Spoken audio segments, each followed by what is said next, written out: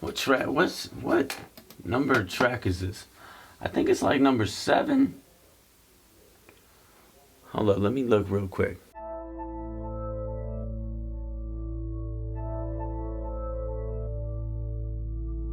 Do Enough Little Things and There's a Big Effect for All of Us is the 7th song off of my upcoming solo album, In Case We Shouldn't Make It. I recorded about 22 songs for this album and the next album, all in like the same time frame. And this was actually one of the last songs that I made the beat for and then wrote and recorded.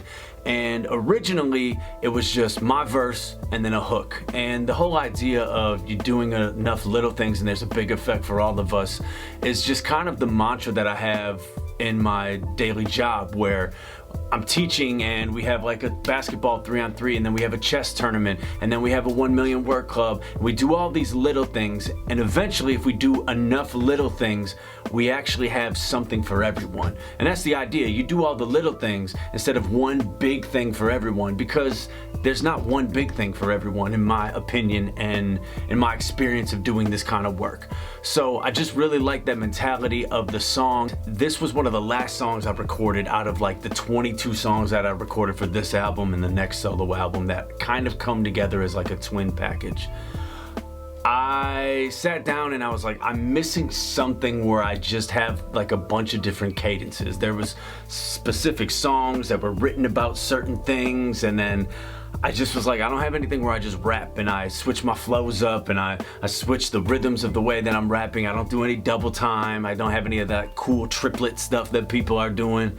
And so I was like, let's do something and have some fun. So I wrote and recorded my verse, and then I wrote a hook.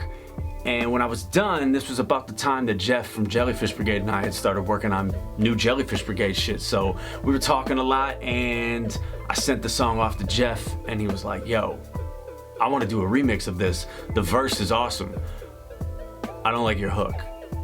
And this is one of my favorite things about Jeff is I don't like the dilly-dallying around someone's emotions and feelings and walking on eggshells. I really just want, tell me what your problem is, let's go straight up, and then let's deal with the problem from there. And Jeff was just like, your hook's not very entertaining. You have this really entertaining and engaging verse, and then your hook is boring. And I was like, oh, okay, well, I guess I'll rewrite the hook. And he was like, well, here's another problem. What key is your beat in? And I was like, I don't know. I just make the stuff, and whatever sounds good I use. I don't really know what key it's in. And he was like, well, your melody for your hook is off key. It doesn't match the key. It doesn't sound good. And I was like, shit, I don't know how to fix this. And he was just like, yo, send me the beat. And so Jeff actually, in that night, made the melody for the hook, sent it back to me, and then I wrote the hook that is in there now, which I think fits so much better. And it's just another example of Jeff hearing what I've done and telling me and forcing me and encouraging me to make it better. And I think because of his contributions to the song, this is a way better song than it was originally. When we got time to mix the album, I started looking at all my features and being like, I just work with all these people all the time. I didn't do anything new or outside the box as far as asking people to come rap with me. And I was listening to a lot of old Grape God at the time. Honestly, there's not really a time of the last 2 or 3 years where I haven't been listening to a lot of old Grape God. And I was just like, I gotta get at him. He is a local artist, but he is one of the most inspiring artists in the world. Fuck all that local shit. Just because the dude has this mentality around art where it's just, I create. And when I create something new, it's not gonna sound like what I've done before. And I'm willing to venture into new territories, even if that means that what I create isn't that good, because I'd rather make something that's new and different and not good than just remake the same old thing all over again. And that is such a hard thing to do as an artist, where you just eventually find your little niche and you fit into that little pocket that you've made for yourself. And he's constantly breaking out of that. A couple years ago, he did the Time Travel series, which was one album a month for an entire year. He put out 2 albums last year. And I just think everything the dude does is super inspiring for his artistic approach. And on top of that, he's got bars and is a great rapper.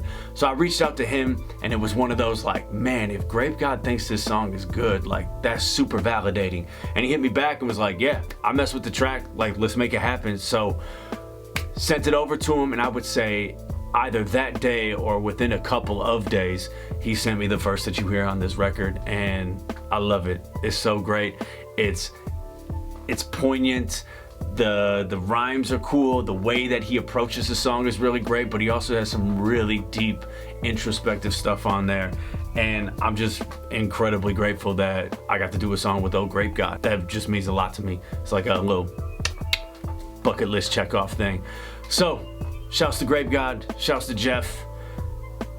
Here's the song. Track 7, off In Case We Shouldn't Make It, a song called Do Enough Little Things and There's a Big Effect for All of Us. Is that the